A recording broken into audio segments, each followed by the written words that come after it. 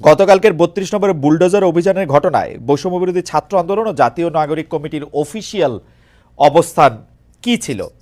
আপনাদের সমন্বয়কদের সবার অবস্থান আমার কাছে একরকম মনে হয় না, নাকি আমার এটা বোঝার ভুল? আপনি যদি একটু আমাকে পরিষ্কার করেন। যে যেমন আপনি আসার আগে আমি একটু সামারাইজ করি। জনাব রেজাউল করিম রনি বলেছেন যে এইটা আরো আগেই ভাঙা দরকার ছিল, এটা ৫ আগস্ট এটা ভাঙা দরকার ছিল, গতকাল এটা অনেক দেরি হয়ে গিয়েছে। এটা ছিল মোটামুটি উনার সার্বিক অবস্থান। উনি নিশ্চয়ই আবারও পরে বলবেন। জনাব সাজ্জাদ সালাম, আপনার কাছে একটু জানতে চাইব।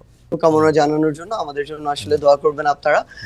আমি যদি বলি আমাদের জায়গা থেকে যে এক্ষেত্রে বৈষম্য বিরোধী ছাত্র আন্দোলন কিংবা জাতীয় নাগরিক কমিটি তাদের জায়গা থেকে যে স্পেসিফিক এই বিষয়ে একটা কোনো অফিসিয়াল স্টেটমেন্ট ছিল বা কোনো একটা অবস্থান ছিল, ব্যাপারটি এরকম ছিল না। ব্যাপারটি ছিল এই যে তীব্র একটা ক্ষোভ। ভাই যে কথাটি বলেছেন সেই জায়গায় আমি সম্পূর্ণ একমত। এই বিষয়গুলো শুধু এটা নয়, আরো এরকম অনেক তীর্থভূমি রয়েছে আসলে, যেগুলো যে চূড়ান্ত যে আমাদের এই পুরো বাংলাদেশের মানুষের যে ক্ষোভ বা এই বহিঃপ্রকাশ, এটা আসলে 5ই অগস্ট কিংবা 6 অগস্ট ওই সময়ে হওয়ার কথা ছিল, হওয়া উচিত ছিল। এটা আসলে অনেক দেরি হয়ে গিয়েছে। কিন্তু আমাদের জায়গা থেকে যদি আমরা বলি, গতকালকে আমরা যেটা দেখেছি, ঘটনাটা এই সময় এসে এভাবে হয়তো প্রত্যাশিত ছিল না, কিন্তু সবচেয়ে বড় কথা হচ্ছে এটা এক সময় না এক সময় প্রকাশিত হওয়ারই কথা ছিল। এবং এক্ষেত্রে সবচেয়ে বেশি আমার মনে হয় যে প্রভাবিত করেছে খুনি হাসিনা। যে প্রভাবিত তিনি ওই 15-16 জুলাই করেছিলেন ওই গণভবনে বসে প্রেস কনফারেন্স করে, সেই প্রভাবিত তিনি এখন করছেন ভারতে বসে। তিনি যখন এখনো তার জায়গা থেকে এমন টোনে কথা বলেন যে এই টোনে তিনি কথা বলেছিলেন ওই জুলাইয়ের আগে, তিনি যখন এখনো তার ভিতরে বিন্দুমাত্র কোনো অনুসূচনা দেখা যায় না, কিংবা তার যে কথা বা এই যে এতগুলো খুন করেছে সেগুলোর জন্য যে দায় নেওয়ার যে বিন্দুমাত্র মানসিকতা, সেটাকে বিন্দুমাত্র অ্যাড্রেস না করে বরং যারা এই অভ্যুত্থানের সাথে সরাসরি সম্পৃক্ত তাদেরকে প্রত্যক্ষ এবং পরোক্ষভাবে বিভিন্ন রকম আবার ওই ট্যাগ দিয়ে যখন উপস্থাপন করার চেষ্টাটা করা হয়, এই যে এতগুলো মানুষকে খুন করা হয়েছে তার নির্দেশে, সেগুলোর জন্য বিন্দুমাত্র তার জায়গা থেকে সহানুভূতি না দেখিয়ে বরং তার ওই পূর্বের ইতিহাস দিয়ে যে সিম্পেথি নেয়ার যে তার একটি প্রক্রিয়া সবসময় তার ভিতরে দেখা গিয়েছে, সেটা যখন তিনি আবারও করেন তখন মানুষের ভিতরে একটা ক্ষোভ তৈরি হয়।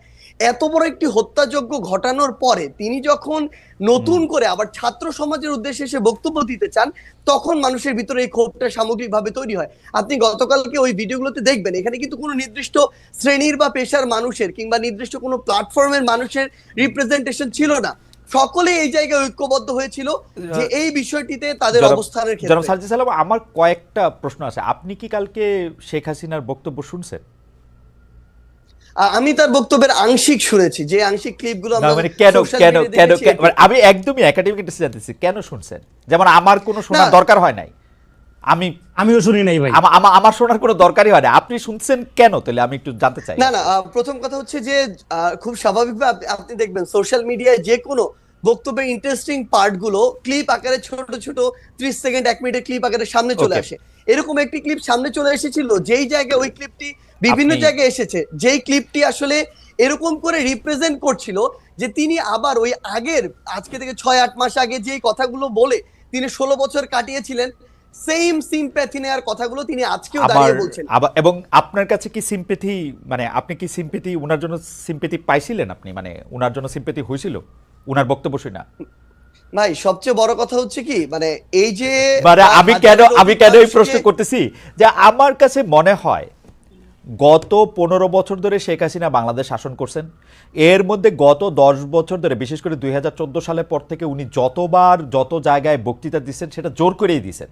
জোর করে দিচ্ছেন বলতে তিনি যেহেতু প্রধানমন্ত্রী, বিটিভিতে ছিলেন, ইয়াতে ছিলেন, জোর করে দিচ্ছেন, আমাদের জোর করে শুনতে হয়েছে। এখন তো এটা আমাদের জোর করে শোনার বিষয় না। এবং উনার কি সেই প্রভাব, সেই ইনফ্লুয়েন্স মানে 100%-এর 1 ভাগও আছে যে আমরা ওইটার প্রতিক্রিয়ায় গিয়ে আরেকটা কাজ করে আসতে হবে? আপনার কাছে কি মনে হয় জনাব সাজ্জাদ? না দেখুন, সবচেয়ে বড় কথা হচ্ছে যে আমরা আমাদের জায়গা থেকে, মানে কেউ এটা ব্যক্তিগত জায়গা থেকে গিয়ে এই বিষয়টি করেছে এরকম না। মানুষ হয়তো বা মানুষের ভিতর আমার মনে হয় এখন এই বিষয়টি কাজ করছে যে আমাদের আসলে যেই কাজগুলো 5ই অগস্ট বা ওই সময়টাতে করা দরকার ছিল, যেগুলো এখন আমাদের জায়গা থেকে বাকি রয়ে গিয়েছে, মানুষের এই ক্ষোভটা সামগ্রিকভাবে শুধুমাত্র ওই হাসিনা বক্তব্য দিচ্ছে এই জন্য তৈরি হচ্ছে, ব্যাপারটা এরকম না। এই ক্ষোভের কিছু অংশ আমি যদি বলি একদম ফ্র্যাঙ্কলি অন্তর্বর্তীকালীন সরকারের উপরেও আছে। এই অন্তর্বর্তীকালীন সরকার তাদের জায়গা থেকে এই খুনি যারা ছিল যারা সরাসরি এই খুনগুলোর সাথে জড়িত, ছাত্রলীগ, আওয়ামী লীগ, যুবলীগের ক্যাডাররা বা কিছু কিছু পুলিশ সদস্য, যাদেরকে আসলে গ্রেফতার করে বিচারের আওতায় আনার কথা ছিল, দৃশ্যমান এরকম একটা বিচার আমাদের দেখার কথা ছিল, সেটি যখন দেখছে না, মানুষের ভিতরে একটা ক্ষোভের উদ্গীরণ হচ্ছে। যখন দেখছে ছাত্রলীগ, যুবলীগ, আওয়ামী লীগের ওই সদস্যরাই বিভিন্ন ভাবে বিভিন্ন দলের সাথে এখন যুক্ত হচ্ছে এবং আশ্রয় প্রশ্রয়ে তাদের চোখের সামনে দিয়ে হাঁটছে, তখন এই মানুষগুলোর ভিতরে আরেকটা ক্ষোভ তৈরি হচ্ছে। তখন এই মানুষগুলো এই সামগ্রিক ক্ষোভের একটি, আমার মনে হয়, নতুন এখানে একটা ওকেশন পেয়েছিল, যে ওকেশনে গিয়ে অ্যাটেন্ড করে নিজের এই ক্ষোভটির উদ্গীরণ করেছে মানুষ। এইটা কি এরকম হইতে পারে জনাব সার্জিস আলম? ধরেন শেখ হাসিনার উপরে তো আপনার কন্ট্রোল নাই, আমারও কন্ট্রোল নাই। শেখ হাসিনা আরেকটা বক্তৃতা দিল, তারপরে গিয়ে কোন বাড়িটা ভাঙবেন? না দেখুন, এখানে শেখ হাসিনা অসংখ্য বক্তৃতা দিক আর একটা বক্তৃতা দিক, সেটা ফ্যাক্ট না। তবে মানুষের ভিতরে এই যে ক্ষোভ, যেই ক্ষোভটা আসলে মানুষের একটা ভিতরে 5ই অগস্টের পরে, যে কথাটি গতকালকে আমরা দেখলাম যে আমাদের উপদেষ্টা মাহফুজ ভাই যিনি রয়েছেন, তিনি বলেছিলেন যে মানুষ ভাঙাটা এক পাশে রেখে গড়ার দিকে মনোযোগ দিচ্ছিলেন, কিন্তু মানুষ যখন দেখছিলেন তার যেটুকু ন্যূনতম চাওয়া, ওই চাওয়াটুকু বিচারের ক্ষেত্রে হোক বা অন্যান্য পলিটিক্যাল স্পেয়ারে হোক, যেটা মানুষ এক্সপেক্ট করে, ওইটুকু যখন প্রত্যাশিত অনুযায়ী পাচ্ছে না, তখন মানুষের এই ক্ষোভের উদ্গীরণটা বিভিন্ন কারণে হচ্ছে এবং ঘটছে। এবং সবচেয়ে গুরুত্বপূর্ণ বিষয় হচ্ছে, শেখ হাসিনা আগামীতে, আমি ধরে নিচ্ছি 1 মাস পরে কোনো বক্তব্য দিলেনও না, কিন্তু আজকে থেকে 2, 3, 4 মাস পরে আমরা যদি এই দৃশ্যমান শহীদ পরিবারের কিংবা যারা আমাদের আহত যোদ্ধারা রয়েছেন তাদের এই রক্তের বিচারগুলো দৃশ্যমান না দেখি, দেখবেন শেখ হাসিনার বক্তব্য দেয়া লাগবে না, আমরা শহীদ পরিবার কিংবা আহতদেরকে সাথে নিয়ে হয়তোবা এরকম রাস্তায় আমাদেরকে নেমে যেতে হবে, এরকম একটা দৃশ্যমান বিচারের জন্য। তো এই জায়গাটা শুধুমাত্র শেখ হাসিনা দৃশ্যমান বিচার করার জন্য আপনারা আওয়ামী লীগের স্থাপনাগুলি বা আওয়ামী লীগের সাথে জড়িত জিনিসগুলি গিয়ে আপনারা ভাঙবেন। এটা আওয়ামী লীগ না। সবচেয়ে বড় কথা হচ্ছে কি, দেখেন, আওয়ামী লীগ বলে এমন কিছু এখানে বিষয়কে নিয়ে আসা হচ্ছে, আওয়ামী লীগের সবাই, আমরা যে স্পষ্ট করে বলি, আওয়ামী লীগের যে মানুষগুলো এই বিষয়গুলোর সাথে জড়িত ছিল, হত্যাযজ্ঞের সাথে, খুনের সাথে, ফ্যাসিজমের সাথে, স্বৈরাচারের সাথে, এবং তারা যেগুলোকে সিম্বল, এক প্রকার উপাসনালয় হিসেবে তৈরি করে, সিম্বলাইজ করে এতদিনের রাজনীতিটা করেছে, মানুষের ক্ষোভ ওই জায়গায়। বাংলাদেশে আমি ধরে নিচ্ছি 20% মানুষ আওয়ামী লীগের সমর্থক ছিল, কই বাকি বাড়িগুলোতে তো গিয়ে হামলা করা হয়নি, ওই সমর্থকদের বাড়িতে গিয়ে কিন্তু হামলা করা হয়নি, কিন্তু এই ধানমন্ডি 32, ওই গণভবন কিংবা এই যে বিভিন্ন ভবনগুলোকে কেন্দ্র করে পুরো একটা উপাসনালয় হিসেবে প্রেজেন্ট করে এই যে রাজনীতি করা হয়েছে, মানুষের ক্ষোভটা ওই জায়গায়। এবং এটা স্পেসিফিক ভাবে দল হিসেবে আওয়ামী লীগ নয়, বরং স্পেসিফিক ভাবে কিছু প্রতিষ্ঠান বা উপাদান, যেগুলোকে সামনে রেখে এতদিন আওয়ামী লীগ এই অত্যাচার নিপীড়নের রাজনীতিটা করেছে।